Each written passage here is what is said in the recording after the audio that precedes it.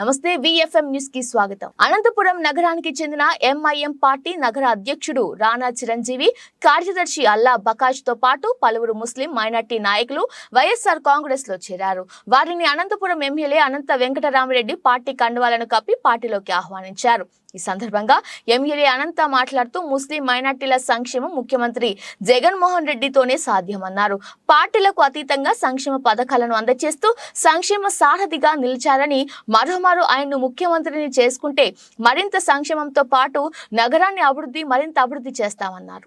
కార్యక్రమంలో mayor Wasim, deputy mayor Vasanthi, minority finance corporation director Gousbeg, works board chairman Kagazgar Rizwan తదితరులు పాల్గొన్నారు. ఈ రాష్ట్రంలో జరుగుతున్న సంక్షేమ అభివృద్ధి ఫలాలను ప్రజలు కూడా అంతా కూడా చేరువుగా ఉన్నాయి. అందుకోసమే జగన్మోహన్ రెడ్డి గారిని ఈ ఎన్నికల్లో బలపరచాలని చెప్పేసి ప్రజల కోసం కూడా ఆయన పరిపాలన అంతా కూడా ఈ 5 సంవత్సరాలు కూడా కొనసాగిందని, మరొక మారు కూడా జగన్మోహన్ రెడ్డి గారు వస్తేనే ఈ రాష్ట్ర అభివృద్ధితో పాటు సంక్షేమం అంతా కూడా ప్రతి పేదవానికి కూడా అందుతుందని చెప్పేసి ఈరోజు భావించి ఎంఐఎం నగర అధ్యక్షులైన చిరంజీవి గారు, అలాగే జనరల్ ప్రధాన కార్యదర్శి అల్లా బకాష్ గారు, 23వ డివిజన్ ఈ ఎంఐఎం యొక్క కన్వీనర్ దాదు గారు, ఇంకా చాలామంది కూడా ఈరోజు కూడా వైఎస్ఆర్ కాంగ్రెస్ పార్టీలో చేరారు. వారందరినీ కూడా సాధారణంగా కూడా మేము ఆహ్వానిస్తున్నాం. కూడా ఈరోజు ఈ ఎన్నికల్లో ఒక ఊసరవిల్లు మాదిరి ఈరోజు తెలుగుదేశం పార్టీ కానీ వారి నాయకుడు, వారి అధినేత చంద్రబాబు నాయుడు కూడా వ్యవహరిస్తున్నారు. మతతత్వ పార్టీతోనూ అలాగే అవకాశవాదులతో కూడా ఈరోజు కూడా ఎన్నికల్లో కూడా చేసేసి కూడా కేవలం ఎన్నికల్లో ఆ కుర్చీ కోసం, ముఖ్యమంత్రి సీటు కోసమే ఈరోజు కూడా పాటలాడుతున్నారు. కానీ ఈ రాష్ట్ర అభివృద్ధిని గురించి కానీ, ఈ రాష్ట్రంలో అందుతున్న సంక్షేమం ఎలా అందాలని మాత్రం ఇంతవరకు కూడా ఎక్కడ కానీ స్పష్టంగా రాలేదు. నేను అడుగుతూ ఉన్నాను. ఈరోజు మీరందరూ కూడా 2014 ఈ రాష్ట్రం విభజించినప్పుడు మీ మూడు పార్టీలు కూడా, మోడీ పార్టీ, బీజేపీ పార్టీ కావచ్చు, తెలుగుదేశం పార్టీ కావచ్చు, జనసేన పార్టీ కావచ్చు, అందరూ కూడా కలిసి మీరు దాదాపుగా 4 సంవత్సరాలు పరిపాలించి ఎన్నికల ముందు కూడా ఇదే చంద్రబాబు నాయుడు గారు ఏమి అడిగారు? ఈ రాష్ట్రాన్ని అధపాలానికి కూడా పోయిందంటే కేంద్ర ప్రభుత్వం యొక్క సహకారం లేదు.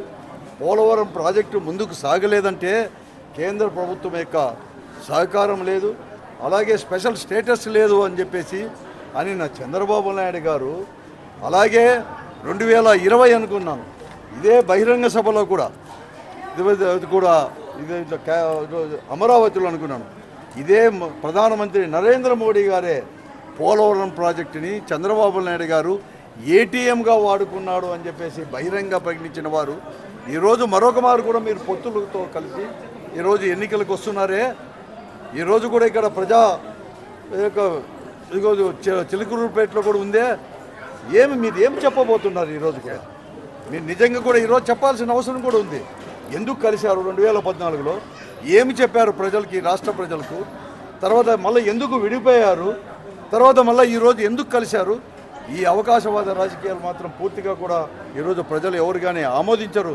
అంతేకాదు ఈరోజు మొన్నటి కంటే కూడా పోయినతూరి 151 సీట్లు మాత్రమే వైఎస్ఆర్ కాంగ్రెస్ పార్టీ రాష్ట్రంలో శాసనసభలో గెలిచారు. 22 పార్లమెంట్ సీట్లు గెలిచారు. ఇతరు అంతకంటే ఎక్కువ కూడా ఈరోజు ప్రజలు కూడా తీర్పు ఇవ్వబోతున్నారు వైఎస్ఆర్ కాంగ్రెస్ పార్టీకి. ఈ రాష్ట్రంలో సంక్షేమ పరిపాలన కొనసాగాలని, అలాగే జగన్మోహన్ రెడ్డి గారు ఉంటేనే ఒక విజన్తో భవిష్యత్తు తరాలకు కూడా వారి పిల్లలకు కూడా మేలు జరుగుతుందని భావించే పోతారు, తప్పకుండా కూడా అవుతుందని చెప్పేసి మరొక మారు కూడా ఈరోజు ఈ ఎంఐఎం పార్టీ వాళ్ళని కూడా నేను ఆహ్వానిస్తూ తప్పకుండా వారందరికీ కూడా పార్టీ బలోపేతానికి, పార్టీ యొక్క ఎన్నికల్లో పార్టీ యొక్క విజయానికి కృషి చేయాలని చెప్పి కోరుతాను.